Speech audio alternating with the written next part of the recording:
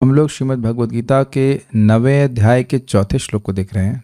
देखिए, जिस ज्ञान और विज्ञान की स्तुति भगवान किए थे, भगवान क्या बोले थे शुरुआत में? इदम। श्लोक देखे जाए, क्या बोले थे भगवान?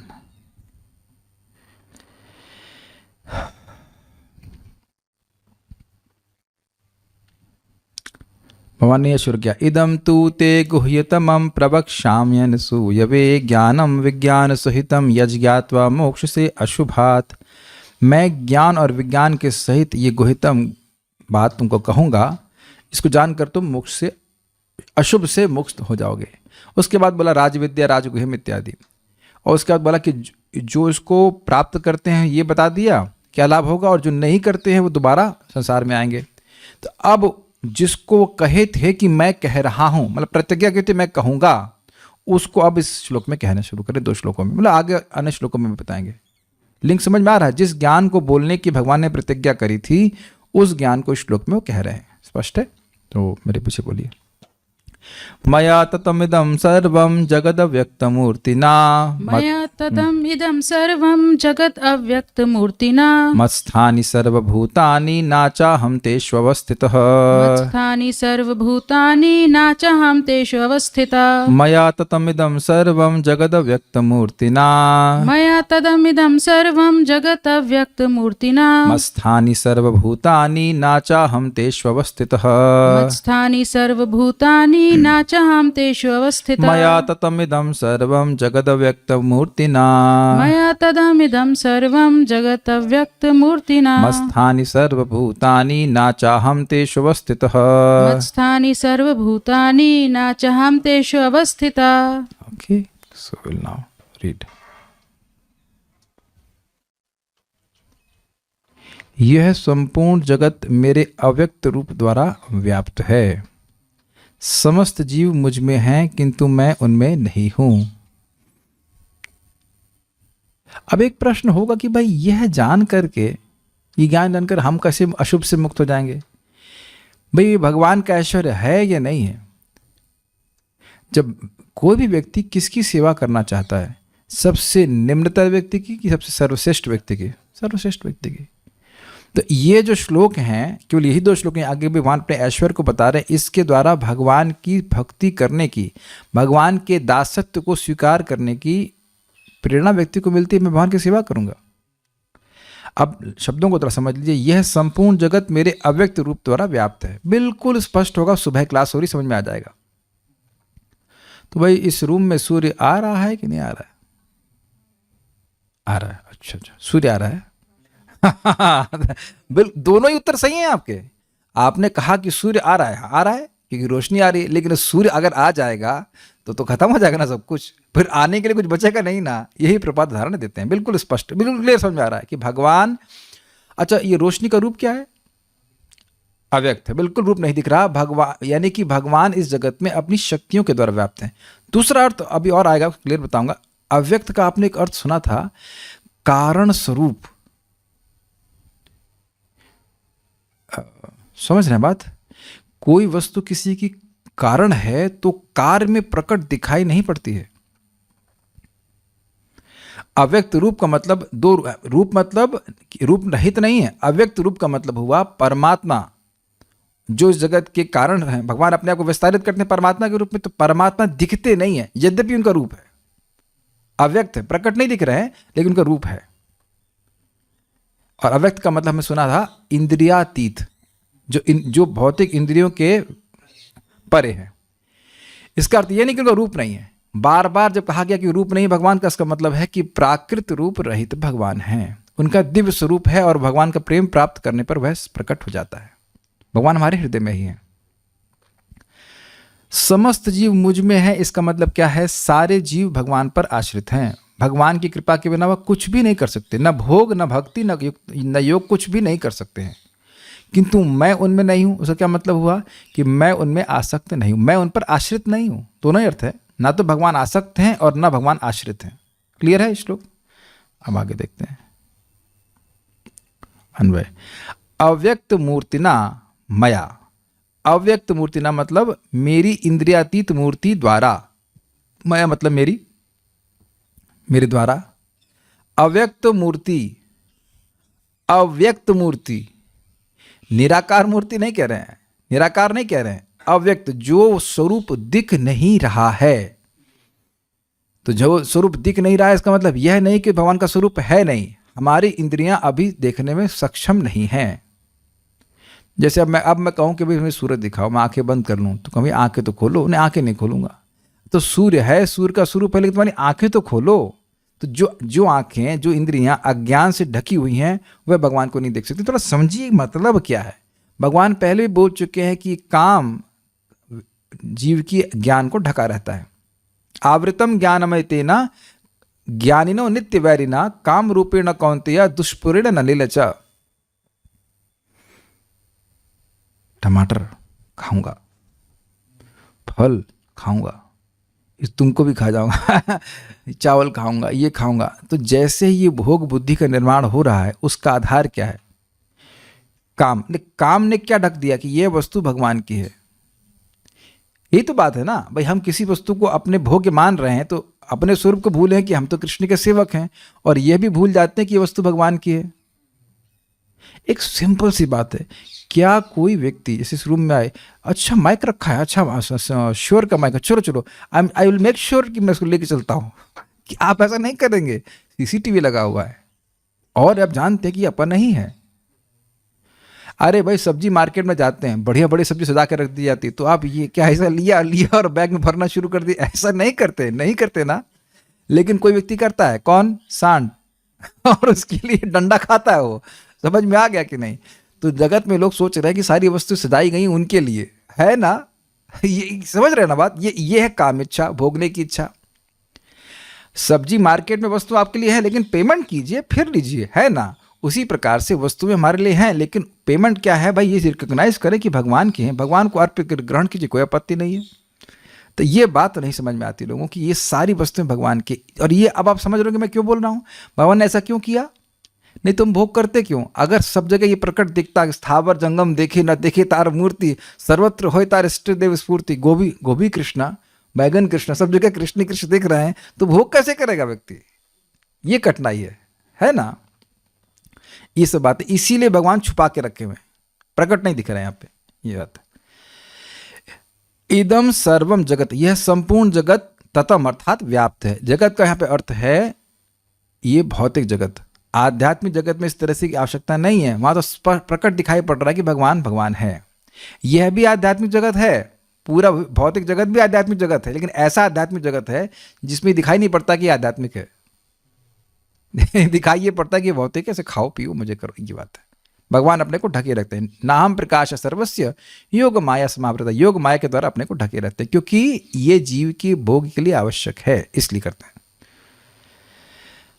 सर्वभूतानि, समस्त भूत मत्स्थानी, मुझ में अवस्थित हैं। अहम च तेषु न अवस्थिता, किंतु मैं उनमें अवस्थित नहीं हूं। देखिए समझने का प्रयास कीजिए। हम लोगों के शरीर पृथ्वी से बने, तो हम सब लोग पृथ्वी में स्थित हैं और पृथ्वी भी हम में स्थित है। तो ये तो आसान है ना कि हम लोग पृथ्वी में स्थित हैं, क्योंकि पृथ्वी से हमारा शरीर बना हुआ है, तो पृथ्वी भी तो हमारे शरीर में है। लेकिन ऐसा भगवान के संग नहीं है। सब लोग भगवान में हैं, लेकिन भगवान उनमें नहीं है। तो उनमें नहीं का अर्थ बड़ा स्पष्ट बताया गया है, असंग, आकाश के समान संग रहित। आकाश जैसे कहीं पे भी पहली बात तो कोई भी वस्तु आकाश प्रूफ नहीं हो सकती है, ये समझ में आ रहा है। और आकाश किसी भी वस्तु से लिप्त नहीं होता। अब कोई व्यक्ति मान लो कीचड़ फेंक रहा है आकाश में, आकाश को मैं गंदा कर दूंगा, तो कैसे आप समझ सकते हैं? आकाश को गंदा नहीं किया जा सकता। ना आकाश को पवित्र कर सकते हैं, ना आकाश को गंदा कर सकते हैं। आकाश पूरी तरह निर्लिप्त है और साथ साथ आकाश का प्रवेश हर जगह है। तो सभी वस्तुएं आकाश में स्थित हैं और आकाश सभी वस्तुओं से निर्लिप्त है। अब तो समझ में आ रहा है? यस। लेकिन पूरी तरह नहीं समझ में आ रहा है। क्यों भाई? देखो इसलिए नहीं समझ में आ रहा है क्योंकि आकाश निर्जीव वस्तु है और भगवान चेतना से युक्त हैं। तो चेतना मतलब आसक्त हो जाना, लेकिन ऐसा होते हुए भी भगवान निरासक्त हैं। देखिए कई कई बार हम लोग बोलते हैं कि हम निरासक्त हैं, हम निरासक्त हैं, हम निरासक्त हैं, लेकिन हम लोग निरासक्त होते नहीं हैं। आप किसी का बहुत उपकार कीजिए और वही व्यक्ति एकदम भड़क जाए, आपके विरुद्ध जाए, तो तब आप निरासक्त रहेंगे। मन में द्वेष आ जाता है, या कम से कम इतना तो आ जाता है, इसको इतना भी पता नहीं कि हमने कितना उपकार किया इसके ऊपर। अब हम लोग क्या उपकार किए हैं, हम तो सब भाड़े का उपकार कर रहे हैं। मान लीजिए मैं यहाँ कुछ बोल भी रहा हूँ और वाकई बात सत्य है कि अगर हम भगवान की बात बोल रहे हैं तो जो सुनेगा उसका बहुत बड़ा उपकार है, असीमित उपकार है, लेकिन मैं तो भाड़े का उपकार दे रहा हूँ ना, ले कर रहा हूँ ना। भगवान मुझसे बुलवा रहे हैं, मैं बोल रहा हूँ, मेरे पास तो कोई सामर्थ्य है नहीं कुछ बोलने का अपने से स्वतंत्र रूप से। तो भाड़े की चीज ली हुई वस्तु हम किसी को देते हैं तो सोचते हैं हम बड़ा उपकार करते हैं। भाड़ा का समझ रहे हैं? मैं कहता हूँ ये माइक, ये माउस अब उनको दे देना भाई, तो कोई मैंने माउस दिया। अरे तुमको, तुम कब दिए? तुमको मैं दिया, तुम उनको दिया है, इज इट नॉट? लेकिन उस पर हम लोग कितना रंज हो जाते हैं कि हमने कितना उपकार किया, व्यक्ति मानता नहीं है। और भगवान सब दे रहे हैं। कल भी हम थोड़ा समय के लिए सूर्य के बाहर देख रहे थे, ताप रहे थे हल्का सा, तो तब याद आ रहा था महाराज की बात की सूर्य का बिल तो कभी नहीं आया है। बिजली वालों का बिल तो एकदम टाइम से आ जाता है। आजकल तो शायद 4 और 5 में आप ना पेमेंट कीजिए तो 9 तारीख तक काट देते हैं, ऐसा कुछ सिस्टम है ना? 9 दिन में ही काट दें, तो भगवान 9 दिन में सूर्य काटेंगे। आज तक बिल नहीं दिए हम लोग। अरे जल भी नहीं चढ़ाते, बताइए कितने हम लोग नालायक है। ये तो बाप का है, बाप का माल खा रहे है ना। तो भगवान भी बड़े दयालु है, कहते हैं भोगे भिखारी क्या देंगे कोई दिक्कत नहीं। तो महाराज विनोद में कहते हैं कि ये लोग कहते हैं भगवान नहीं, भगवान नहीं। एक दिन भगवान कहेंगे ठीक है चलो मैं नहीं हूं तो मैं सूर्य अपना खींच लेता हूं। तब नहीं सरकार अब कहाँ जाएंगे, क्या करेंगे? या भगवान कहे इतने दिन से तुम सूर्य भोग रहे हो, बिल दो उसका। तो कैसे देगा बताइए? तो भगवान जानते हैं कि हम लोग उन पर पूरी तरह निर्भर हैं, भले हम ना स्वीकार करें। तो भगवान इस बात को यहाँ पे समझा रहे हैं, जो व्यक्ति निरंतर हमारा पालन कर रहा है, अगर हम सचेत हों तो क्या उसकी हम जरा भी सेवा नहीं करना चाहेंगे? अब आप समझ में आ रहा है कि कैसे ये बात समझना कि सभी कुछ भगवान पे आश्रित है, मैं भी भगवान पे आश्रित हूं, इससे व्यक्ति को प्रेरणा मिलती है कि भगवान की सेवा करें। दूसरा पॉइंट समझने वाला है, जब मैं आज तक भगवान के विपक्ष में ही चला, आज तक भगवान की बात नहीं मानी तब भी पालन कर रहे हैं, तो जब हम भगवान की बात मानेंगे तब क्यों नहीं विशेष ध्यान रखेंगे? मैं इस बात को आपको बहुत स्पष्ट तरह से समझाना चाहता हूँ, बड़ी रुचिकर बात है। देखिए भगवान अपने आप को हमारे समक्ष तुरंत क्यों नहीं प्रकट करते हैं? किसी को उत्तर पता है? उत्कंठा जागृत करने के लिए। क्योंकि उत्कंठा होगी तो आप भगवान को देख पाओगे, सुख अनुभव करोगे। तो अब आप ये मानते हो, समझ पा रहे हो बात कि भगवान आप पर व्यक्तिगत रूप से कृपा कर रहे हैं? कुछ बात समझ में आ रही है?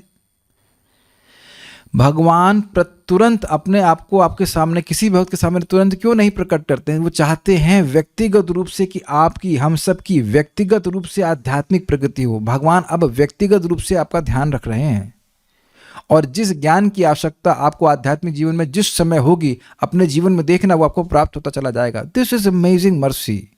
क्या आप समझ रहे हैं? ऐसा ज्ञान वह अन्य लोगों को, दुनिया में बड़े बड़े साइंटिस्ट को भी नहीं दे रहे हैं। मैं भगवान हूं ऐसा नहीं बोलते, प्रॉम्प्ट नहीं करते। क्या ये अमेजिंग बात आपको समझ में आ रही है? लोग सोचेंगे भगवान को वेट करा रहे हैं। अरे वेट नहीं करा रहे हैं, वह हमको अपना उनका दर्शन करने के लिए योग्य बना रहे हैं। He is personally grooming us। समझते हैं इसका मतलब? Personal grooming, he is individually grooming. हर व्यक्ति के अनर्थ अलग अलग हैं और हर व्यक्ति को भगवान ग्रूम कर रहे हैं, सफाई कर रहे हैं, धीरे धीरे धीरे धीरे करके, बिल्कुल जितनी जितनी उसकी आवश्यकता उतना ही उसको शुद्धिकरण कर रहे हैं। It's amazing. तो जब इस तरह की बात में व्यक्ति सुनता है तो भगवान के प्रति और समर्पण की भावना आती है। इस जगत पे देखिए थोड़ा थोड़ा कोई व्यक्ति सहायता करता है तो थोड़ा भी अगर कृतज्ञ व्यक्ति है तो उसके लिए कुछ करता है। तो ये जो हम कर रहे हैं ना यज्ञ, यही करना है बस। यज्ञ मीन्स थैंक यू। मान लो कोई मुझे 10 लाख रुपए दे दे, तो मैं क्या उसको 20 लाख वापस करूंगा? वो तो कुछ कर नहीं सकता। यही बोल सकता हूँ थैंक यू। थैंक यू भी ना बोलूं तब बड़ा खराब माना जाएगा। तो ये जो भगवत गीता का जो भक्ति कर रहे हैं, इस basically thank you to lord Krishna, धन्यवाद करना। तो आप समझ रहे होंगे भगवान ये सब बातें क्यों कह रहे हैं। भगवान की बात सुनकर, ये ज्ञान सुन करके व्यक्ति भगवान की सेवा करेगा, और सेवा करेगा तब क्या होगा? मोक्ष से अशुभात। सिंपल सी बात, सिंपल विज्ञान है। प्रभु जी रियलाइज तो नहीं हो रहा है। अरे भाई, पहले ज्ञान स्वीकार करना होता है, फिर विज्ञान होता है। मैं फिर भी एग्जाम्पल दे रहा हूँ कि हमको नहीं पता कि विटामिन डी की गोली में 60,000 आयु है या नहीं है। ज्ञान स्वीकार करके जब आप उसको ग्रहण करते हैं तो विज्ञान के रूप में अनुभव होता है कि हमारी कमजोरी चली गई। तो जब हम भगवान की सेवा करना शुरू करते हैं तो हम अशुभ से अपने आप को मुक्त होते हुए स्वयं देखते हैं। भाई कैसे? जो ये धारणा है कि मैं ये देह हूँ, ये स्वयं ही व्यक्ति अनुभव करता है कि ढीली पड़ती जा रही है। जैसे मैं कई बार बता चुका हूँ कि भक्तों का ये अभिमान तो होगा ही नहीं कि मैं भारतीय हूँ। बाह्य रूप से तो कुछ बोल देते हो, लेकिन अब हम जाकर के कुछ किसी पार्टी के सदस्य हो जाएं, उनके लिए नारेबाजी करें, यह तो संकल्प भी नहीं आता। ना ही मन में आता है कि कोई भी पार्टी का व्यक्ति हमारा हित कर सकता है। जो अपना ही हित नहीं कर पाएगा तो हमारा हित क्या करेगा? उसको पूछोगे तो मरने वाले हो। उनको पता है, पिछले कुछ सालों पहले हुआ था ना, एक कैबिनेट मिनिस्टर यहाँ यमुना एक्सप्रेस वे जा रहे थे दिल्ली ओथ लेने के लिए, शपथ लेने के लिए, रास्ते में मर गए। तो जब मंत्री को अपने ही मृत्यु का कुछ होशो हवास नहीं है तो वह हमारी क्या रक्षा कर पाएंगे? तो आप देख रहे हैं कि इस प्रकार का जो सहज विश्वास होता है कि ये पार्टी हमारा कुछ कर देगी, वो पार्टी कर देगी, ना, we are not party to any party. आप समझ रहे होंगे कि चाहे किसी भी आश्रम में व्यक्ति है, भगवान का भजन करने से जो अभिनिवेश रहता है उस चीजों के प्रति कम हो रहा है। तो ये अशुभ से मुक्ति का लक्षण है। ये विज्ञान आपको मिलेगा, बट इसके लिए ये ज्ञान होना जरूरी है कि भगवान की भक्ति करना चाहिए। प्लीज बात को समझिए, ये जो देह का बंधन लगा है उसका एकमात्र कारण क्या है? भगवान से विरुद्ध चलने की इच्छा, कि मुझे भगवान से कोई मतलब नहीं, मैं स्वतंत्र हूं। स्वतंत्र हो, स्वतंत्र, तुम पूरी तरह माया के तंत्र में फंस जाओगे। तो जैसे ही भगवान की सेवा करना शुरू करता है वह माया से मुक्त हो जाता है। ये बात स्वीकार करेंगे आप लोग? इसको और थोड़ा गहराई से समझिए। इसका लिंक है समझ इस श्लोक से। आप समझ गए कि भगवान सर्वश्रेष्ठ हैं, शक्तिशाली हैं, सब कुछ है, तो आप भगवान की सेवा करना शुरू किए, माया से मुक्त हो गए। कैसे? तुरंत मुक्त हो गए। मैं कहूं कि भगवान की सेवा करना शुरू किए तो आप भगवान माया से तुरंत मुक्त हो गए? Yes, no? Very good answer. उस टाइम तो मुक्त हैं, उसके बाद फिर भूल जाए एक अलग बात। क्या इस समय अच्छा चलिए, क्या मैं इस समय माया में हूं? क्या आप लोग माया में हैं? नहीं। इस समय जितने समय गीता पढ़ रहे हैं उतने समय भगवान के संरक्षण में हैं। अब उसके बाद हमारी चुनाव है कि बाहर जाकर के हम गीता पढ़ें या कुछ और कहें, वो अलग बात है। लेकिन जितने समय भगवान की सेवा कर रहे हैं, इहा यस्य हरेर्दासे कर्मणा मनसा गिरा इत्यादि, हम माया से मुक्त हैं। जीवन मुक्त स उच्यते। See the potency of this knowledge. इस समय हम लोग आत्मा की तरह कार्य कर रहे हैं, क्योंकि भगवान को प्रसन्न करने के लिए कार्य कर रहे हैं। यद्यपि हम लोग शरीर से कार्य करें, शरीर से ही तो कार्य करेंगे, और कार्य कैसे करेंगे बताइए? बहुत इंपॉर्टेंट बात है। तो इससे हम लोग अशुभ से मुक्त हो रहे हैं, है ना? ठीक है।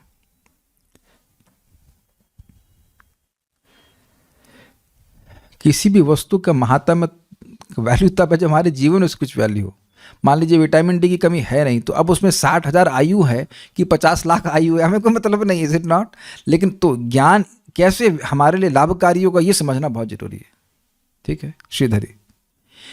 इस प्रकार वक्तव्य रूप में प्रस्तुत किए गए ज्ञान की स्तुति के द्वारा श्रोता को सम्मुख करके वही विज्ञान मया इत्यादि 2 श्लोकों द्वारा बताते हैं। समझ में आया लिंक? वक्तव्य रूप में मतलब जिसको कहा जा रहा है, जिसको कहा जाना चाहिए, जिसको भगवान बोले थे मैं ये बोलूंगा, उसी को श्रोता को सामने रखकर, मतलब अर्जुन को सामने रख करके बोल रहे हैं कि सुनो भाई, मेरे द्वारा ऐसा हो रहा है। जिसका स्वरूप यानी मूर्ति अव्यक्त यानी इंद्रियों से अतीत है। जगद अव्यक्त मूर्ति ना, अव्यक्त मूर्ति के द्वारा। तो जब मूर्ति बोल ही दिया तो उसका मतलब है कि वह निराकार नहीं है, और वो अव्यक्त मूर्ति है परमात्मा, जो कि इंद्रियों से गोचर नहीं है, इंद्रियों से नहीं दिखाई पड़ रहे हैं, लेकिन उनका स्वरूप है। ऐसे कारण स्वरूप मुझ परमात्मा से यह समस्त जगत व्याप्त है। तो भगवान के विस्तार हुए परमात्मा और वो अव्यक्त मूर्ति है, उसके द्वारा वो पूरे जगत पे व्याप्त है। बड़ा स्पष्ट है। अंडांतरस्थ परमाणु चयांतरस्तम, हर ब्रह्मांड में वे अवस्थित हैं गर्भोदकशय विष्णु के रूप में, और हर परमाणु और दोनों परमाणु के बीच में भी परमात्मा के रूप में अवस्थित है। तत्सृष्ट्वा तदेवानुप्राविशत, उस जगत की रचना करके वह परमात्मा उसी में प्रविष्ट हो गया। तैत्रेय उपनिषद 2.3। इस श्रुति से भी यही सिद्ध होता है। श्रुति का मतलब उपनिषद आदि। इसलिए मुझ कारण स्वरूप में समस्त चराचर प्राणी स्थित रहते हैं, अतः वे मुझ में स्थित हैं, ऐसा कहा जाता है। जैसे पृथ्वी हम सभी के शरीरों का कारण स्वरूप है, कारण है, तो अब सारे के सारे शरीर कहाँ अवस्थित हैं? पृथ्वी पर। क्लियर? ये बात हो गई। तो क्योंकि भगवान सभी के कारण है, इसलिए सभी जीवात्मा भगवान में स्थित हैं, ये कहा जा रहा है, उनसे अलग नहीं है। ऐसा होने पर भी जैसे अपने कार्य रूप घट आदि को में मिट्टी रहती है, उस प्रकार मैं प्राणियों में नहीं रहता हूं, क्योंकि मैं आकाश की भांति असंग हूं। ये समझ में आ गया? क्लियर है? हमारे शरीर मिट्टी में रहते हैं और मिट्टी हमारे शरीर में है, लेकिन भगवान इस प्रकार से चुपके नहीं है। अगर कहीं किसी पदार्थ में, जैसे मान लीजिए हमारे शरीर में ही मिट्टी है, तो अब पानी डाला जाएगा तो वह मिट्टी जो मेरे शरीर में है वह भीग जाएगी कि नहीं भीग जाएगी? यानी कि कार्य में जो परिवर्तन आ रहा है उसका प्रभाव उसमें व्याप्त कारण पर भी हो रहा है। मेरी भाषा समझ में आई? लेकिन भगवान को कुछ फर्क नहीं पड़ता। अब इस शरीर में कुछ भी हो, भगवान पे उसका कोई प्रभाव नहीं पड़ता, भगवान यथावत रहते हैं। ये समझ पा रहे हैं? नहीं समझ पा रहे हैं? भाई हमारे शरीर में मिट्टी है व्याप्त, तो अब उसमें मान लीजिए पानी में डाल दिया गया, तो जो शरीर की मिट्टी है, मिट्टी तत्व है, वह भीगेगा कि नहीं भीगेगा? पानी से भीग जाएगा। आकाश भी भीग जाएगा? आकाश नहीं भीगेगा।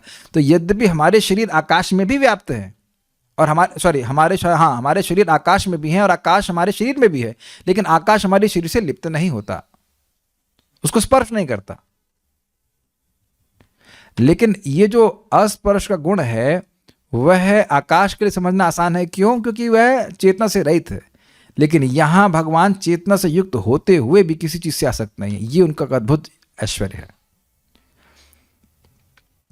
महाराज उसको बहुत सुंदर उदाहरण से समझाते हैं कि देखिए, अगर आप लोग आंखें बंद करें और अपने घर का स्मरण करें, कर सकते हैं, डू दैट एक्सपेरिमेंट। आप लोग घर में बैठे होंगे तो कोई बात नहीं, आप क्लासरूम का स्मरण करिए, वृंदावन का स्मरण करिए। हम लोग तो अपने यहीं रहते हैं, तो जहाँ भी स्मरण कर रहे हैं, किसी लीला स्थली का स्मरण कर रहे हैं, घर में भी कुछ लीला होती रहती है। तो अब आप लोग घर में, आप लोग के मन में घर आ गया कि नहीं आ गया? आप तो जहाँ बैठे हैं, बड़े दिव्य हैं भाई। तो आप समझ गए ना? महाराज बड़ा सुंदर उदाहरण दे रहे हैं ना, कि हमारे मन में ही देखो कितनी शक्ति है। हम लोग यहीं बैठे हैं, लेकिन अब अपने घर का स्मरण मन में कर लेते हैं, तो घर हमारे मन में, घर हम में है कि नहीं? मतलब हमारे मन में है, लेकिन हम घर में नहीं है, घर से तो अलग है ना। तो इसी प्रकार से जब मन में ऐसा क्षमता है, तो क्षमता है, तो फिर भगवान ऐसा क्यों नहीं कर सकते? और भगवान ने इसको प्रत्यक्षता दिखाया था दामोदर लीला में। दामोदर लीला के बाद कि माता यशोदा ने कहा कि तुमने मिट्टी खाई है, तो कहते नाहम भक्षितवान अम्ब, हे अम्ब, मैं मिट्टी नहीं खाया। तो कहते दिखाओ, वादे ही, खोलो मुंह। तो भगवान ने मुंह खोलकर दिखाया कि सारे ब्रह्मांड उनके मुख के अंदर है। सारे, जिस ब्रह्मांड में वो हैं वो नहीं, सारे ब्रह्मांड उनके अंदर हैं। और उसमें भी देख रही है माता यशोदा कि मैं इसके मुख को खोल करके देख रही हूं। तो यानी कि अब वो है भी उनके अंदर है, तो उनके सामने है। ये भगवान का अचिंत्य ऐश्वर्य है। ये बात भक्तों को स्वीकार्य होती है, यही होती है भक्ति। भक्त ये सोचता है कि भाई हम भगवान की बात को समझ नहीं सकते, इतना समझ सकते हैं कि भगवान कुछ भी कर सकते हैं। ये बात जब आपने स्वीकार करी, तब आप भगवान को समझ पाएंगे। माने ये समझना कि हम भगवान को नहीं समझ सकते, यही असली समझावट है। भगवान का अचिंत्य ऐश्वर्य है जो हमारी इंद्रियों के परे है, और भगवान कुछ भी कर सकते हैं। वो फोटो के द्वारा भी हमारा भोजन पूरी तरह से खा सकते हैं, उनकी सारी इंद्रियां कोई भी कार्य कर सकते हैं। विग्रह के द्वारा हमारे सामने उपस्थित हो सकते हैं, नाम के रूप में उपस्थित हो सकते हैं, गीता भागवत के रूप में उपस्थित हो सकते हैं, भक्तों के माध्यम से भी हमारे जीवन में उपस्थित हो सकते हैं और उनको पवित्र कर सकते हैं। सब कुछ कर सकते हैं। जैसे ही आपने कहा कि वह ये नहीं कर सकते, तो इसका मतलब है भगवान पर विश्वास नहीं है, तो उसको वहां पे करेक्ट करना पड़ेगा। गीता भूषण टीका। भगवान अब अपने अद्भुत ऐश्वर्य का वर्णन कर रहे हैं जो उनके प्रति भक्ति को उद्दीपित करता है। उद्दीपित का मतलब इंस्पायर करता है। आप देखिए, हम अगर कुछ जगत में वस्तु खरीदते हैं तो उसके स्पेसिफिकेशंस पढ़ते हैं। आप लोग करते हैं ऐसे कुछ, ये इसमें क्या है, गुण विचार करते हैं, गुण, प्रोज एंड कॉन्स। तो देख लेते हैं कि प्रोज बहुत अच्छे हैं, कॉन्स थोड़ा कम है, तो पेमेंट कर देते हैं, खरीद लेते हैं। अच्छा, भगवान का कौन क्या है? कौन मतलब CON, भगवान का क्या दुर्गुण है? दुर्गुण कोई भी नहीं। अच्छा, सद्गुण क्या? सद्गुण के तो खान है, सद्गुण तो अनंत है। तो अब कठिनाई क्या है? कठिनाई ही मतलब भगवान को फिर लोग क्यों नहीं स्वीकार कर रहे हैं? आप कोई अच्छा प्रोडक्ट अमेजोन पे होने के बाद भी क्यों नहीं खरीद रहे हैं? मान लो पैसा भी हो तब, क्योंकि उसके गुणों का ज्ञान नहीं है। ये सिंपल सी बात है। स्पेशली नए भक्तों, हम सब लोग नए हैं, सोच रहा हूँ कि पुरानों को नहीं, तो नए भक्तों को बहुत जरूरी है कि भगवान के गुणों का स्मरण करें। देखिए, मैं प्रैक्टिकल अब देख रहा हूँ, एक व्यक्ति को हम जानते हैं जिनको भूलने की बहुत बड़ी परेशानी है। तो जिस व्यक्ति को बार बार भूलने की परेशानी है, उसको क्या करना पड़ता है? बार बार याद दिलाना पड़ता है, बार बार याद दिलाना पड़ता है। तो केवल उनको ही नहीं, हम सभी को है। दरवाजे के बाहर निकलते भूल जाएंगे, क्या लिखा, क्या बोला था, कल क्या था, सब भूल जाएंगे। इसलिए बार बार याद कराना पड़ता है कि कृष्ण भगवान है। अच्छा, फिर भूल जाएगा कि वो भगवान है। हम तो नहीं भूलते। फिर माया को क्यों स्वीकार करते हैं? अच्छा, जरा बता दें कि माया का एक गुण बता दें, क्या है भाई? आप विचार कीजिए, आप कह देंगे हम नहीं भूलते। माया का एक गुण बता दीजिए कि बहुत अच्छा है। हाँ, एक गुण है, वो त्रिगुणमयी है और एक रजोगुण है, एक तमोगुण है, सतोगुण है, लेकिन यही दुर्गुण है। मार रही है, पीट रही है, एक भी अच्छा गुण नहीं है, फिर भी व्यक्ति सेवा कर रहा है और लगा पड़ा है, 100% शरणागत है ना। तो ये इंटरेस्टिंग बात है कि जब हम भगवान के गुणों को सुनते हैं तब उसको इंस्पिरेशन मिलता है भगवान की भक्ति करने के लिए। ये मैं इसलिए समझा रहा हूं कि हम सबकी प्रवृत्ति है, गुण सुनकर के व्यक्ति आकर्षित होता है और अपने से, अपनी इंद्रियों से स्वतः भगवान के गुण नहीं पकड़ में आएंगे, तो इसलिए सुनना ही पड़ेगा। इस जगत का पालन और नियमन करने के लिए मैं उस स्वरूप में प्रत्येक वस्तु में विद्यमान हूं जिसे भौतिक इंद्रियों से अनुभव नहीं किया जा सकता। इसी से प्रभुपाद अपने तात्पर्य को ओपन करेंगे। और यद्यपि मैं सब वस्तुओं में हूं और उनका पालन और नियमन कर रहा हूं, फिर भी उसी समय सभी चराचर प्राणी मुझ में ही हैं। एक प्रश्न होगा कि भगवान अंदर क्यों प्रवेश किए? भाई, अंदर प्रवेश करके ही कंट्रोल किया जाता है। महाराज बड़ा सुंदर समझाते हैं कि देखिए, इस जगत में कार को अंदर से कंट्रोल कर रहे हैं, टैंक को अंदर से कंट्रोल करते हैं, हवाई जहाज को अंदर से कंट्रोल करते हैं। इसलिए भगवान सबके अंदर हैं, ब्रह्मांड के अंदर हैं, सभी जीवात्माओं के अंदर है और अंदर से बैठे बैठे हुए कंट्रोल कर रहे हैं। हर क्षण व्यक्ति कंट्रोल रहता है। एक घटना, हमारे जब हम मंदिर में सेवा कर रहे थे तो एक ड्राइवर हमारे हैं वहाँ पे, बता रहे थे कि एक बार वो इधर अलीगढ़ से लौट रहे थे और 3 बजे का सुबह का समय रहा होगा, जो भी हल्की सी नींद होगी, जो कुछ है, तो उनको एक रोशनी दिखाई पड़ी। वो डिवाइडर नहीं था, ऐसे गाड़ी सामने से आ रही होगी, सोचा हाँ और कुछ होगा, एक लाइट, मतलब बुलेट और समथिंग। तो अंदर से को बोला ये ट्रक है, अंदर से उसको कोई प्रेरणा दिया कि ये ट्रक है, तुरंत लेफ्ट में हल्का सा काट दिया, नहीं तो अभी जिंदा नहीं होते। हाँ, वो ट्रक की एक लाइट जल रही थी। बहुत बार ऐसे एक्सीडेंट होते हैं, ट्रक वाले सोचते हैं सब लोग को दिखाई पड़ रहा है, सबके पास नाइट विजन ग्लासेस हैं समथिंग, अब वो शायद ना समझ पा रहे हो, लेकिन मुझे तुरंत दिख गया कि भगवान इसको गाइड किए। मैं अपने संग घटना बता रहा हूँ, भरतपुर में ऐसा हुआ था। हम भरतपुर जा रहे थे प्रचार के लिए और प्रायः मैं गाड़ी में जाते ही सो जाता। उस दिन पता नहीं क्या हुआ, मुझे थोड़ा अवकाश था, मैं बड़े रेस्ट कर लिया था, तो दिन मैं सोया नहीं था, पता नहीं क्या कारण था, हमको कुछ था। मैं सोच उनका चलो नींद तो आ नहीं रही है, हम लेक्चर सुन लेते हैं। तो मैं से लेक्चर सुन रहा था आंख बंद करके, और उस दिन ड्राइवर हमारा नया था। एकदम से मेरी आंख खुली और गाड़ी 100 की स्पीड पे हमारा थी और ड्राइवर सो रहे थे भाई साहब आराम से। और वही नहीं, अब हंस रहे, अरे हमारी हालत खराब हो गई। और मैं अपना आंख बंद कर क्लास सुन रहा था, हमने कहा इससे क्या, एकदम आंख खुली, is all happen with in like split second से कहना चाहिए। और मैं झड़ से उसको हाथ मारा, हमने कहा उठ भाई, उसने दोनों हाथ छोड़ दिए कि ये परमात्मा और ब्रेक मारा और दोनों हाथ छोड़ दिए, ऐसे करके ना, ऐसे ब्रेक मारा। और सामने से गाय आ रही थी, गैयाएं आ रही थी, एक्चुअली 1-2 गाय नहीं थी। वो तो भाग्य था कि इधर उधर कोई गाड़ी नहीं थी, तो गाड़ी ऐसे से हिली, कुछ हुआ नहीं और उसने संभाल लिया। तो क्या थोड़ी सी झपकी लगी, उन्होंने कहा 100 की स्पीड पे आपकी थोड़ी सी झपकी हमारे का हमेशा हमारी झपकी लग जाती। तो अब बताइए वो सब क्यों? भगवान बचाए, एकदम स्पष्ट दिखाई पड़ता है। बहुत बड़ा संकट आना था लेकिन भगवान बचा लिए। ये प्लीज समझने का प्रयास कीजिए, सब कुछ पहले समझ लीजिए, सब कुछ भगवान के कंट्रोल में है। और जब हम भगवान का भजन करते हैं तो भगवान पग पग पे रक्षा करते हैं। जो बहुत बड़ा कष्ट आने वाला था वो नहीं आता है, तब भी अगर उसमें रोए व्यक्ति तो क्या कह सकते हैं। हमारा गर्दन कटनी थी तो हल्का सा उंगली कट गई आलू काटते हुए, तो कहें अरे भाई हमको बड़ा दुख आ गया। ये मूर्खता है और हम सुन चुके हैं। माया का कार्य यही है कि इस बात पर पर्दा डालते रहे कि सब कुछ भगवान के नियंत्रण में है। आप लोगों को बहुत सिंपल सी बात है, अगर ये बात लग रही होगी, लेकिन अगर किसी भी घटना से हम लोग अभिभूत हो रहे हैं, दुखी हो रहे हैं, दब रहे हैं और भजन छोड़ रहे हैं, तो इसका मतलब यही है कि कन्विंस नहीं हुए कि सब कुछ भगवान के कंट्रोल में है। और ये लग रहा है कि भगवान तो बड़ा गलत कर रहे हैं, हमने इतना भक्ति किया, सब किया, मतलब और ध्यान ही नहीं दे रहे हैं ऐसा कुछ। तो सब ध्यान है बातों को, इसमें पालन और नियमन पर बोल रहा हूं। फिर भी उसी समय सभी चराचर प्राणी मुझ में ही हैं। इसका अर्थ है कि उनका अस्तित्व मुझ पर ही निर्भर करता है और मैं उनमें, इस पे मुझ पर ही निर्भर करता है। महाराज परम पूज्य राधानाथ महाराज कह रहे थे कि देखिए, जो व्यक्ति आपको निरंतर जिला रहा है, क्या उससे, उसके प्रति जो कर्तव्य उससे भी बड़ा किसी के प्रति कर्तव्य हो सकता है? कभी ये नहीं सोचता व्यक्ति कि हवा की सृष्टि कौन किया। आप देखिए, अगर गीता भागवत नहीं पढ़ेंगे तो पूरे दिन सांस लेते रहेंगे, पूरी जिंदगी सांस लेते रहेंगे, कभी नहीं सोचेगा व्यक्ति कौन दिया। आप भगवान ना करे कभी किसी को हो, लेकिन कभी व्यक्ति को अस्पताल जाना पड़े, थोड़े समय के लिए ऑक्सीजन लगाते हैं, कितना चार्ज होता है हमको नहीं पता, लेकिन आईसीयू में बहुत लगता है ना। तो कभी सोचेंगे कि यहाँ जो लगातार हवा मिल रही है ये फ्री में क्यों मिल रही है, कौन दे रहा है? Think about it. तो भगवान कह रहे हैं मैं दे रहा हूं।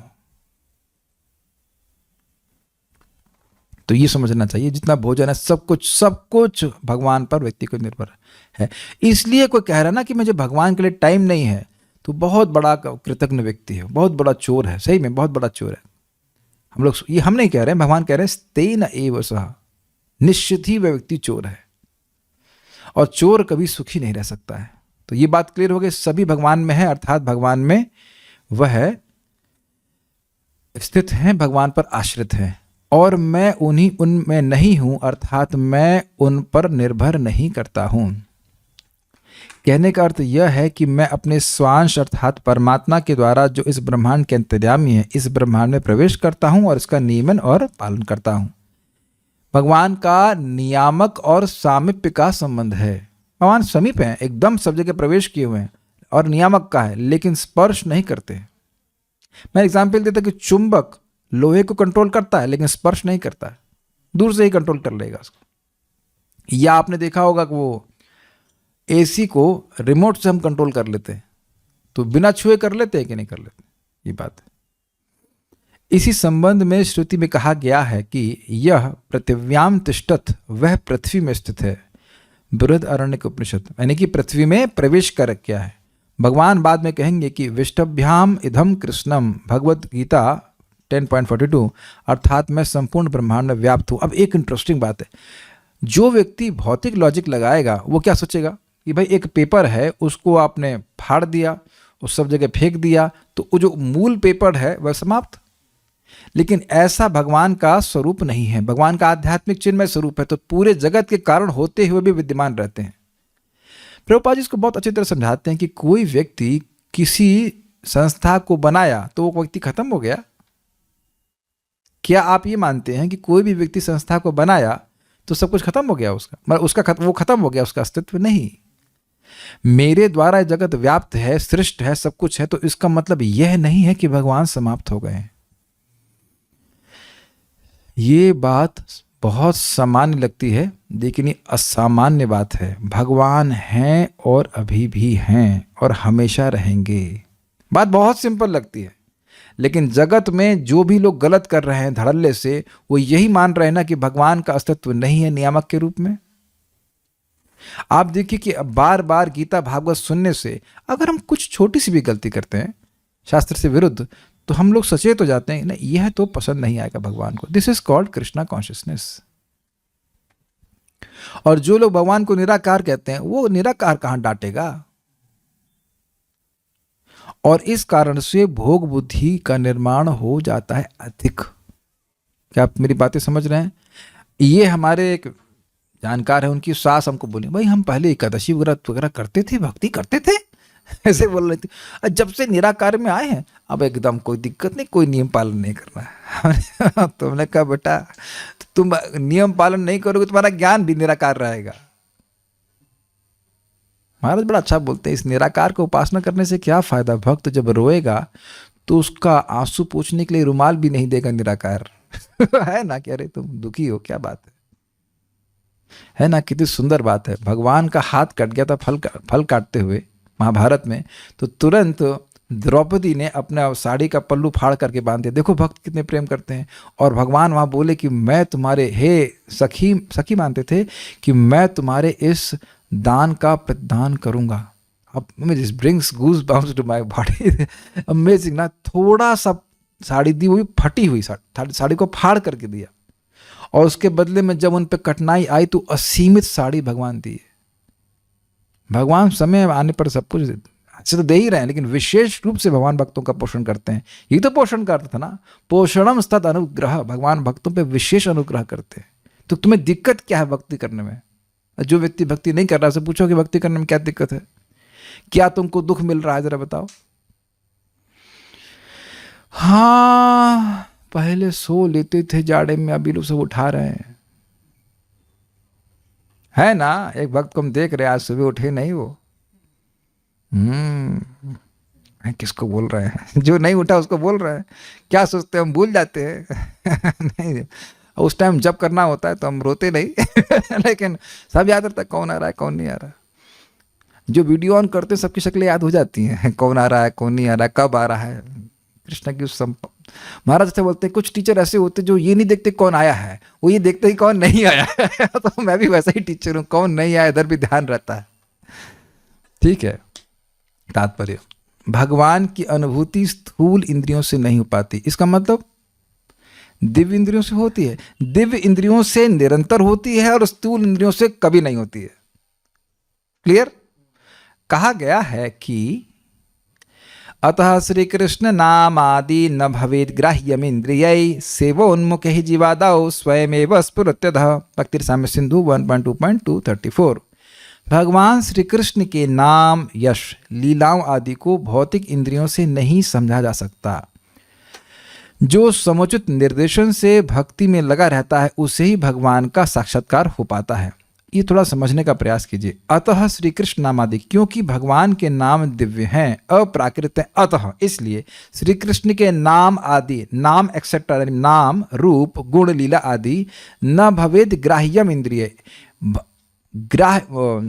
भवेद ग्राह्य, जो भौतिक इंद्रियां उनके द्वारा ग्राह्य नहीं है। ग्राह्य मतलब पकड़ में नहीं आते। इस जगत का शब्द का हम आस्वादन कर पाते हैं, लेकिन नाम का क्या सुख है वह भौतिक इंद्रियों से नहीं पकड़ में आता है। तो इसलिए जब कभी आपको अच्छा ना लगे तो कहो भाई हमारी इंद्रियों में अच्छा है क्या? इंद्रियां तो हमेशा गलत ही जगह जाती हैं। तो इंद्रियों को तो मैं भी ठीक कर रहा हूं। जब ठीक हो जाएंगी तब अपने आप भगवान की जो रूप रस गंध के दिव्यता है वह पकड़ में आने लग जाएगी। ये बात है। Our sadhana bhakti is a stage of improving our devotional service, purifying our senses. इतनी सिंपल सी बात है। अपनी इंद्रियों को शुद्ध करते चले जाइए और आपको भगवान की बात समझ में आने लग जाएगी। तो कैसे होंगी इंद्रियां शुद्ध? तो कह रहे सेवोन्मुख है जीवादौ स्वयमेव स्फुरत्यतः। जब जीव सेवोन्मुख होता है, सेवोन्मुख मतलब उन्मुख मतलब इंक्लाइंड, मैं भगवान की सेवा करूंगा। जैसे मैं सोच के आया कि मैं भगवान के बारे में बोलूंगा, आपने सोचा कि मैं भगवान के बारे में सुनूंगी या सुनूंगा। इसे कहते हैं सेवोन्मुखता, सेवा की ओर इंक्लिनेशन, सेवा की प्रवृत्ति। और उसकी शुरुआत होती है जिह्वा से। जीव से जब हम हरे कृष्णा कृष्ण कृष्ण हरे हरे, हरे राम राम राम हरे हरे ये बोलते हैं और भगवान को अर्पित भोग यानी प्रसाद को ग्रहण करते हैं, वहां से सेवा शुरू होती है। तो वहां से स्वयमेव स्फुरत्यतः, फिर अपने आप भगवान अपने आपको अपना ज्ञान देते चले जाएंगे। तो कोई कहे कि भगवान का नाम भगवान से अभिन्न है, ये कैसे समझ में आएगा? भगवान का प्रसाद ग्रहण कीजिए, भगवान का नाम बोलते जाइए, भगवान स्वयं ही आपको समझा देंगे। अपने जीवन में आप देखेंगे बहुत सारी बातें सुनेंगे भी नहीं लेकिन समझ में आने लग जाएंगी। जप करते रहिए। इसीलिए समझने का प्रयास कीजिए, जब हम लोग जप कर रहे होते हैं, it's not just something mechanical. हम बड़े एक विशेष इंटेंशन लेके कर रहे हैं कि हमारी इंद्रियां इस जप के द्वारा शुद्ध हों, हम भगवान को समझने में समर्थ हो पाए। बड़ा क्लियर होना चाहिए कि हम ये क्यों कर रहे हैं। अगर नहीं भी क्लियर होगा तब भी आगे क्लियर हो जाएगा, लेकिन अगर थोड़ी बुद्धि लगा करेंगे कि क्यों कर रहे हैं, इसका बड़ा प्रभाव हो जाता है ना। इस जगत में हम अब इससे मान लीजिए मैं सब्जी लेने जा रहा हूँ तो कहीं बैग क्यों ले जा रहे हो? अच्छा, पता नहीं। तो आप कहेंगे पागल हो क्या, आप बैग क्यों टांग के जा रहे हो? बैग पता नहीं क्यों ले आ रहा हूँ। अरे ये कुछ पता तो होना चाहिए कि बैग क्यों टांग के घूम रहे हो, चाहे ये सब्जी का बैग चाहे बीड बैग। आप समझ में आया? तो बीड बैग का उद्देश्य ये नहीं कि इसमें हम कुछ और कार्य करें। आइडियली हमें भगवान की भक्ति नाम जब बड़े गंभीरता से करना चाहिए तो बातें समझ में आती है। एक और इंटरेस्टिंग बात है, अब इसका एक और अर्थ भी है। सेवोन्मुखे ही जीवादौ, भगवान के नाम को हमारी जीभ नहीं पकड़ सकती है, लेकिन जब हम चाहते हैं कि भगवान का नाम हमारी जीभ पर आए, इसे कहते हैं सेवोन्मुखता। भगवान के नाम का वह सेवन करना चाहता है। He want to be in contact with the name of the Lord, तो स्वयमेव स्फुरतः हरे कृष्णा कृष्ण कृष्ण हरे हरे, हरे राम राम राम हरे हरे। मेरी बात समझ में है? दूसरा अर्थ, ये मेरी जीभ हरे कृष्णा नहीं बोल सकते। अभी तो बोल रहे हैं आप, ना ना ना ना ना, मैं नहीं बोल रहा हूँ। स्वयं भगवान हमारी जीभ पे आ रहे हैं, हम तो खाली रिक्वेस्ट कर रहे हैं कि आप जो है मेरी जीभ पे आ जाइए। Is that getting clear? ये हम पहले भी सुन चुके हैं, इसी अध्याय के 9.1 में सुने थे कि भगवान की भक्ति शुद्ध भगवान की अंतरंगा शक्ति के अंतर्गत संपादित की जाती है। जो भी श्रवण कीर्तन हो रहा है, इसीलिए तो अलग लगता है।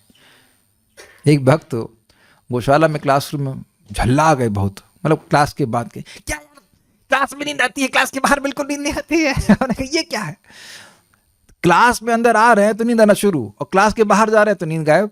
तो उसका मतलब है कि क्लास का वातावरण कुछ अलग है। ये है, देखा क्या होगा, बहुत बार आप देखेंगे क्लास समाप्त नींद समाप्त, क्लास शुरू तो नींद शुरू। या लेकिन आप देखेंगे कि क्लास में जो बातें होती हैं वो अलग एनर्जी को संपर्क भक्त अनुभव करता है। हम वही बातें जस्ट क्लास समाप्त हो कुछ ऐसे बातें करते हैं, वो संपर्क नहीं मिलता है जो आप कथा सामने क्लास रख करके बोलते हैं। इससे मैं दिखाता है कि भगवान का संपर्क हमको प्राप्त हो रहा है, यद्यपि हमको नहीं समझ में आ रहा है, एटलीस्ट प्रकट नहीं दिखाई पड़ रहा है। ओके, तो कई बार अगर आप कुछ प्रश्न करोगे किसी भक्त से तो वह कहेंगे आप जप करिए। हैं? आपको कहा कि इसी तरह से कभी भक्त ने कि आप जप करेंगे तो आपको बात समझ में आ जाएगी। हमारे सर लीला पुरुषोत्तम प्रभु बार बार कहते थे, कोई नया बच्चे को बात समझ में नहीं आती तो कहते आप जप कीजिए, आपको बात समझ में आ जाएगी। अभी तो लॉजिकल नहीं लगता, लेकिन लॉजिक से भगवान नहीं चलते हैं, वो अपने हिसाब से चलते हैं। जब व्यक्ति जीभ से नामोच्चारण करता है तब उसे भगवान की बात कुछ समझ में आती है। वो भक्ति करता है तो भगवान की बात समझ में आती है। भगवान का नाम उच्चारण करना भगवान की भक्ति है। एक जो बड़ा सुंदर अर्थ अभी आगे आएगा दशम स्कंद में, हरीश्वरी जी कहते हैं कि भगवान का नाम श्रुति सुनने से, श्रुति मतलब सुनना, श्रुति यानी वेद का सारा अर्थ साधक के हृदय में प्रकाशित हो जाता है। वो ही प्लेज अपॉन सम वर्ड्स, लेकिन वो अर्थ ऐसे कहते हैं कि श्रुति मतलब सुनना, तो भगवान का नाम सुनने से वेद का श्रुति यानी वेद का सारा अर्थ साधक के हृदय में प्रकाशित हो जाता है कि वो कौन है, भगवान से क्या संबंध है, इत्यादि इत्यादि इत्यादि इत्यादि, बहुत सारी बातें। ब्रह्म संहिता में कहा गया है, प्रेमांजन छुरित भक्ति विलोचनेना संतः सदैव हृदयेषु विलोकयन्ति। यदि किसी ने भगवान के प्रति दिव्य प्रेमाभिरुचि उत्पन्न कर ली है तो वह सदैव अपने भीतर तथा बाहर भगवान गोविंद को देख सकता है। अच्छा, एक बात बताइए, कोई व्यक्ति आपको देखना ही नहीं चाहता है, तब आप जाएंगे देखने के लिए उसको? बस समझ में आ गया, अरे भाई हम देखने जाएंगे तो और दुखी हो जाएगा। अब समझ में आ गया। और जो आपको देखना ही चाहता है उसके पास आप क्यों नहीं जाओगे? Got it?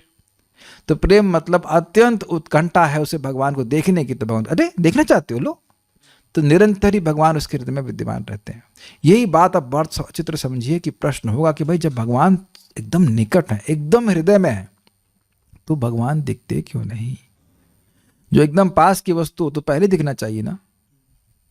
तो कारण ये है कि हम लोग भगवान से विमुख हैं। बाह्य की देह में और गेह में आ सकती है।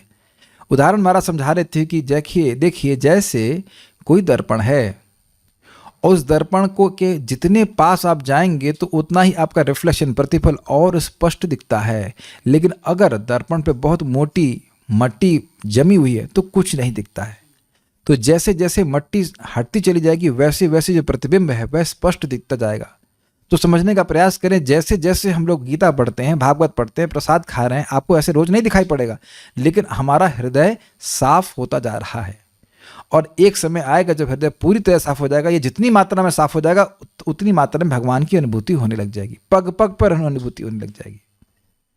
भक्ति के जीवन में स्पेशली अनर्थ निवृत्ति में कठिनाई ये होती है कि हम लोग मिट्टी निकालते भी हैं और मिट्टी डालते भी हैं। समझ आ रहा है ना? तो उससे थोड़ा संघर्ष है, लेकिन मिट्टी निकालने की प्रक्रिया बहुत ज्यादा तेज है।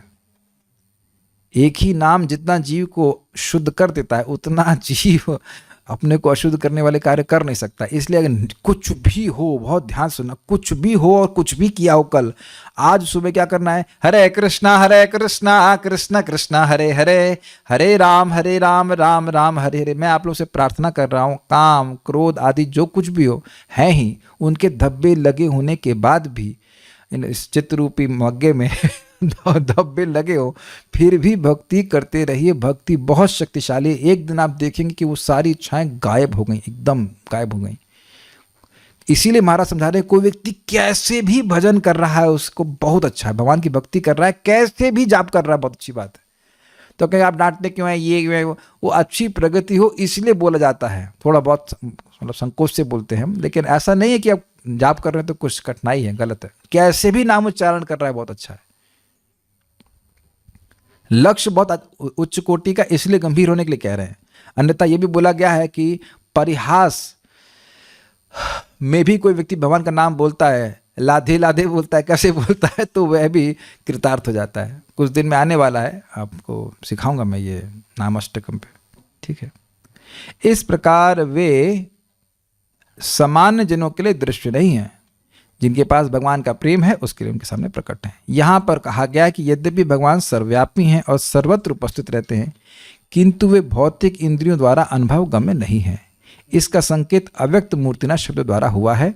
भले ही हम उन्हें ना देख सकें, किंतु वास्तविकता तो यह है कि उन्हीं पर सब कुछ आश्रित है, इसीलिए सुनना पड़ता है। जैसा कि 7वें अध्याय में बताया जा चुका है कि संपूर्ण दृश्य जगत उनकी दो विभिन्न शक्तियों, स्पेलिंग मिस्टेक है, परा या आध्यात्मिक शक्ति तथा अपरा या भौतिक शक्ति का संयोग मात्र है। परा शक्ति है जीव शक्ति और अपरा शक्ति है भौतिक शक्ति। जिस प्रकार सूर्य प्रकाश संपूर्ण ब्रह्मांड में फैला रहता है, उसी प्रकार भगवान की शक्ति संपूर्ण सृष्टि में फैली है और सारी वस्तुएं उसी शक्ति पर टिकी हैं। फिर भी किसी को इस निष्कर्ष पर नहीं पहुंचना चाहिए कि सर्वत्र फैले रहने के कारण भगवान ने अपनी व्यक्तिगत सत्ता खो दी है। जैसे मैंने 2 उदाहरण दिए थे कि पेपर फाड़ देने से ओरिजिनल पेपर समाप्त हो जाता है, लेकिन भगवान इस प्रकार समाप्त नहीं होते। भगवान से भगवान को निकालते हैं, भगवान बचते हैं। और दूसरा उदाहरण दिया गया था कि कोई इंस्टीट्यूशन को बनाकर उसको इंस्टीट्यूशन को बनाने वाला व्यक्ति नष्ट नहीं हो जाता है। ऐसे तर्क का निराकरण करने के लिए भगवान कहते हैं, मैं सर्वत्र हूं और प्रत्येक वस्तु मुझ में है तो भी मैं पृथक हूं। उदाहरणार्थ, राजा किसी सरकार का अध्यक्ष होता है और सरकार उसकी शक्ति का होना चाहिए, उसकी शक्ति का प्राकट्य होती है। विभिन्न सरकारी विभाग राजा की शक्ति के अतिरिक्त और कुछ नहीं होते और प्रत्येक विभाग राजा की क्षमता पर निर्भर करता है। तो भी राजा से आशा नहीं की जाती कि वह प्रत्येक विभाग में स्वयं उपस्थित हो। यह एक मोटा सा उदाहरण दिया गया है, बहुत स्पष्ट है। इसी प्रकार हम जितने स्वरूप देखते हैं और जितनी भी वस्तुएं इस लोक में तथा परलोक में विद्यमान है, वे सब भगवान की शक्ति पर आश्रित हैं। सृष्टि की उत्पत्ति भगवान की विभिन्न शक्तियों के विस्तार से होती है और जैसा कि भगवद गीता में कहा गया है, विष्ठाभ्याम इदम कृष्णम, वे अपने साकार रूप के कारण अपनी विभिन्न शक्तियों के विस्तार से सर्वत्र विद्यमान है। इस बात को थोड़ा समझिए। इसे कहते हैं शक्ति परिणामवाद। दूध में विकार आने से दही बनता है तो दूध का सत्ता नहीं रहती। वह दूध उसका कारण जरूर है, लेकिन दूध के रूप में नहीं है विद्यमान। बिल्कुल क्लियर समझ में आ रहा है? ऐसे जगत की सृष्टि नहीं होती। भगवान निर्विकार रहते हैं महाविष्णु के रूप में। और वह केवल दृष्टिपात करते हैं प्रधान, जो कि उनकी शक्ति है। तो उस शक्ति में परिणाम हो रहा है, और ऐसा भी नहीं है कि प्रधान में परिणाम हो रहा है, कुछ विकार हो रहा है, वो महतत्व बन रहा है। तो अब प्रधान की सत्ता भी नष्ट होगी, प्रधान भी है और उससे फिर महतत्व की सृष्टि भी हो रही है। अद्भुत है भगवान की शक्ति। लेकिन भगवान में कोई परिवर्तन नहीं है, भगवान अविकारी हैं, भगवान एक रस हैं, भगवान में कोई परिवर्तन नहीं था। जैसे सूर्य की शक्ति के द्वारा इस जगत में कितने सारे परिणाम देख रहे हैं कि नहीं देख रहे हैं आप? पेड़ उग रहा है, निरंतर सब कुछ हो रहा है। तो लेकिन क्या सूर्य में परिवर्तन है? सूर्य तो अपनी स्थिति में हमेशा एक रस रहता है, एक टेम्परेचर पे रहता है। लेकिन सूर्य ही की शक्ति के द्वारा इस जगत में बहुत सारे परिणाम देखे जा रहे हैं। तो ये एक बहुत बड़ी बात है, क्योंकि लोग कहते हैं कि भगवान सृष्टि करके परिवर्तित हो गए। ना, भगवान हमेशा अपने दिव्य स्वरूप में रहते हैं और वह अपने दृष्टिपात के द्वारा, अपनी इच्छा के द्वारा जगत में परिवर्तन लाते हैं। उनकी शक्तियों में परिवर्तन होता है, इससे कहते हैं शक्ति परिणामवाद। तो ये जगत भगवान की शक्तियों का परिणाम है, न कि भगवान स्वयं परिणत हो गए हैं। भगवान परिवर्तित नहीं होते। तो ये सब बातें हैं। कुछ प्रश्न तो टेलीग्राम पे अगर है किसी का तो मैं देख लेता हूं। ओके, तो उम्मीद है कि आपको बातें समझ में आई होंगी। तो एक जो टेक अवे पॉइंट है उससे कि हम सभी लोग हर चीज के लिए भगवान पर आश्रित हैं।